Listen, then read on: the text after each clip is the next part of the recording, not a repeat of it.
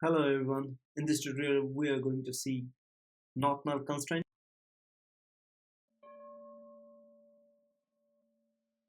By default, the column holds null values. A column with not null constraint must contain a value. It cannot be a null. This is our staff member table and we are going to apply not null constraint on first three columns.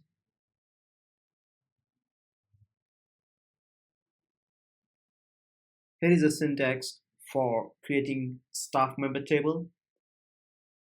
First we will write our column name and after that is data type, and later we will define the constraint type.